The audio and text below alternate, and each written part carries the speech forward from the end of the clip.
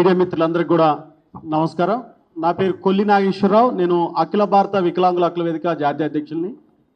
ముఖ్యంగా నిన్న ట్వీట్ చూస్తే, అంటే ఎక్స్, ఇప్పుడు ట్విట్టర్ లేదు కదా, ఎక్స్లో చూస్తే దేశంలో ఉండే సుమారుగా 4% దివ్యాంగులందరూ కూడా వాళ్ళ గుండె గిట్ట ఇటు కొట్టుకుంటుంది.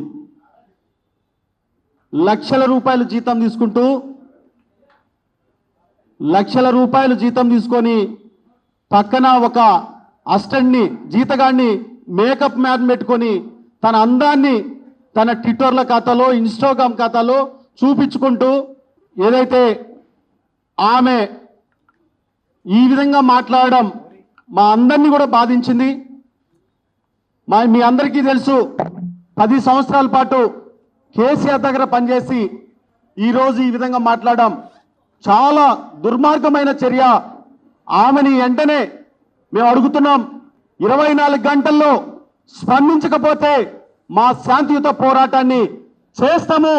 మీకు ఈ వైకల్యము ఎంత మీకు తెలియదు కాబట్టి, వైకల్యం ఉన్న వాళ్ళ సమస్య మీకు తెలియదు కాబట్టి తెలిసే విధంగా మీకు చేయడానికి శాంతియుతంగా చేస్తామని కూడా హెచ్చరిస్తున్నాం. ఎందుకంటే మీరు ట్విట్టర్లో చేసినటువంటి వ్యాఖ్యలు వెంటనే వెనక తీసుకోవాలి. బహిరంగంగా దేశంలో ఉండే దివ్యాంగుల సమాజానికి క్షమాపణ చెప్పాలి.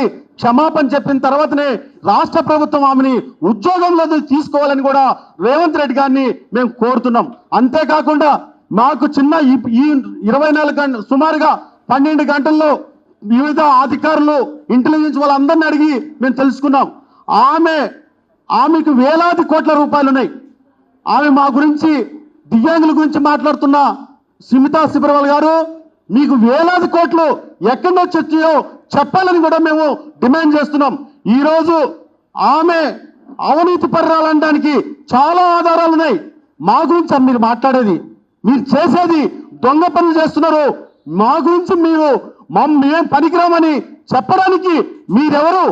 భారత రాజ్యాంగం ప్రకారం ఆనాడు డాక్టర్ బిఆర్ అంబేద్కర్ రాసిన రాజ్యాంగం పట్ల మీకు గౌరవం లేదంటే, ఐఏఎస్ అధికారిగా ఐఏఎస్ నియమాల ప్రకారం వాళ్ళకున్న నియమాలు ఏంటి, దాన్ని పాటించడం కూడా మీకు తెలియదంటే మీరు చదువుకోలేనలా జ్ఞానం ఉందా, లేకుంటే వైకల్యం మాకన్నా మీకే మానసిక వైకల్యం ఉందా, మనోబుద్ధి ఉందా అని ఒక్కసారి ఆలోచించాలి.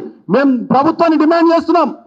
ఏదైతే ఈరోజు వైకల్యం గురించి మాట్లాడిన సుమితా శిబర్వాల్ మేడం గారిని, ఆమె అవినీతిపై కూడా ఎంక్వైరీ చేయాలి.